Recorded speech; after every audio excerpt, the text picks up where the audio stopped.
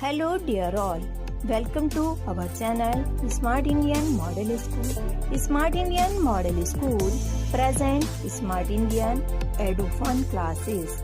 EduFun online classes include course studies of playgroup to class 12, emotional and communication skills, happiness classes and DIY activities. Hello dear students, I'm Poonam Soom. Welcome you all in our YouTube channel Sims Official.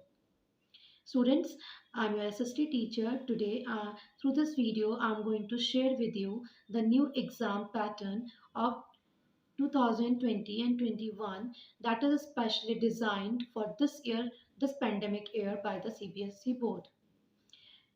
Student जैसे आपको पता है कि इस साल हम एक महामारी एक एपिडेमिक या पेंडेमिक से गुजर रहे हैं जूझ रहे हैं दैट इज़ कोविड-19 जिसकी वजह से हमारा जो स्कूल है हमारे स्कूल भी सिस्टमेटिकली वर्क नहीं कर पा रहे रन नहीं कर पा रहे हैं ठीक है कई बार आपको ऑनलाइन और ऑफलाइन दोनों ही क्लासेस को अटेंड करना होता है या आपका सिलेबस जो है काफ़ी ज़्यादा जैसा सिलेबस भी है कि आपको काफ़ी सिलेबस सीबीएसई बोर्ड के द्वारा डिडक्ट कर दिया गया है तो इसी प्रोसेस में अब सीबीएसई ने ये प्लान किया है कि specially for this year 2021 they have designed a new exam pattern so we will discuss about that only in this video today.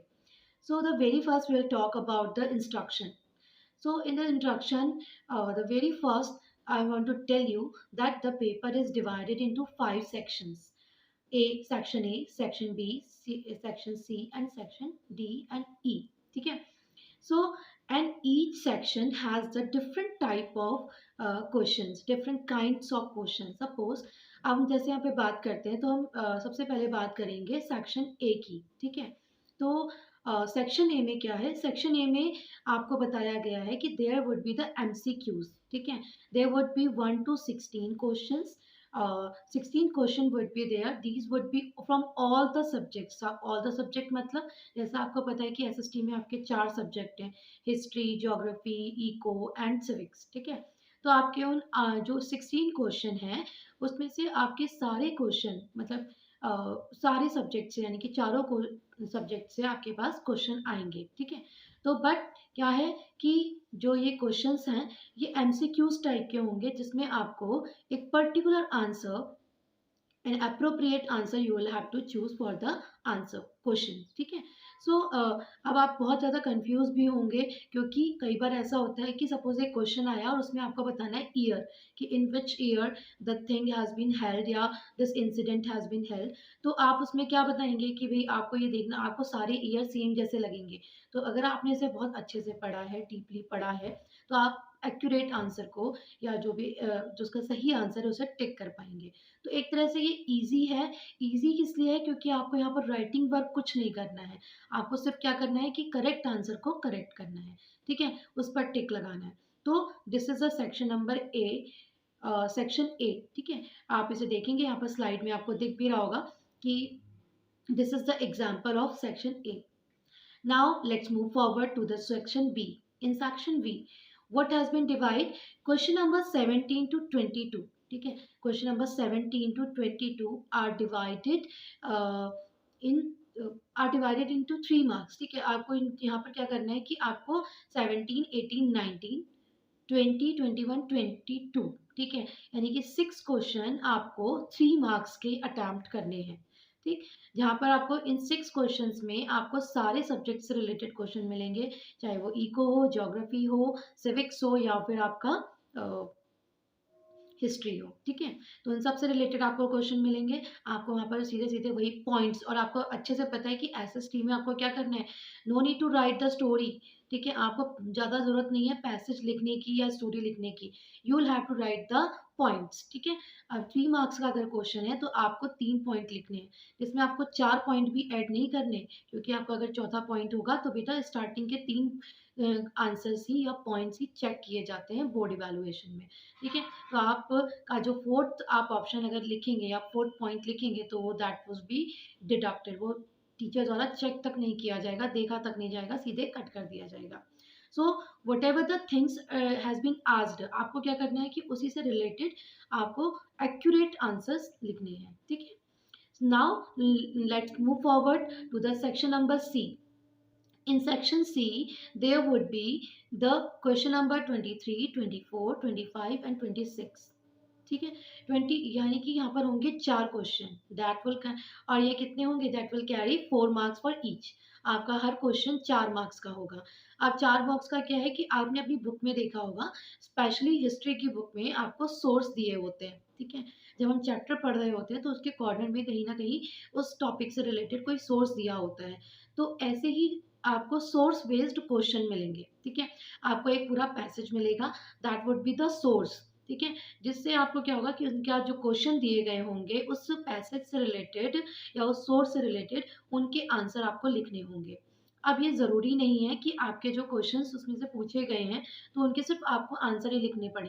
ठीक है, कई बार वो क्वेश्चन आपको ब्लैंक्स के रूप में या फिर मैचिंग के रूप में भी मिल सकते हैं। ठीक है, and that you will have to correct.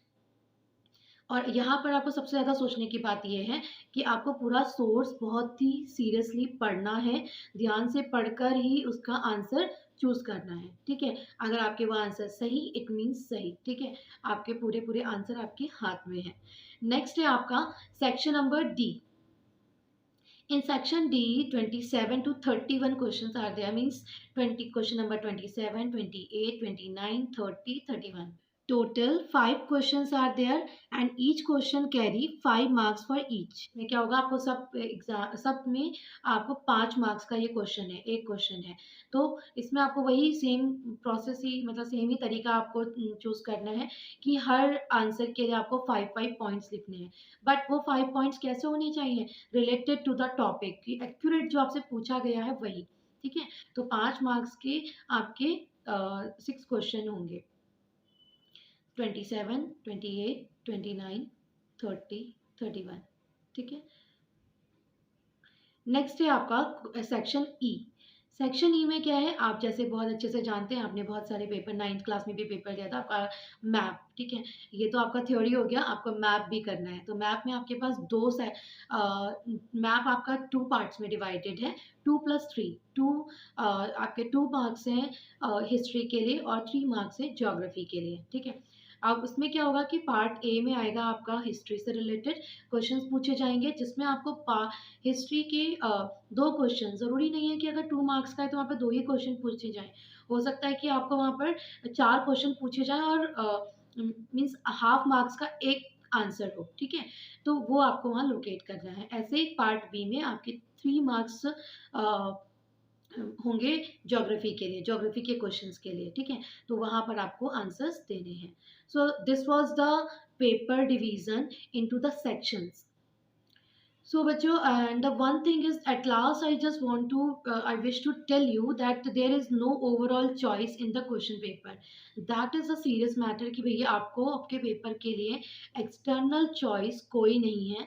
जो भी चॉइस है वो आपको इंटरनल चॉइस मिलेगी। सपोज आपके जो क्वेश्चन है ना कि 3 मार्क्स के जो क्वेश्चंस हैं, तो उसमें आपको हो सकता है कि आपको चॉइसेस दे दी जाएँ और करके। ठीक है, कि आपको और ये आप ये क्वेश्चन नहीं तो इसे अटेम्प्ट कर लीजिए। ऐसे ही आपके क्वेश्चन नंबर 5 में, बट आपका जैसे सोर्स बेस्ड क्वेश्चन है तो उसमें आपको कोई भी चॉइस नहीं है। 1 to 16 तक ऑब्जेक्टिव क्वेश्चंस में आपको कोई चॉइस नहीं है। आपकी जो सेक्शन ई है मैप वर्क, ठीक है, उसमें भी आपको कोई चॉइस नहीं मिलेगी। So you will only the internal choice has been provided. So only one of the choice is that such questions have been to be attempted. आपके पास और कोई ऑप्शन नहीं बचता, इसलिए आपको सिर्फ क्या करना है, डीपली स्टडी करनी है और अपने आप को पूरी तरह से कनेक्ट करना है एसएसटी के पेपर के लिए, और अच्छे से प्रिपेयर करना है।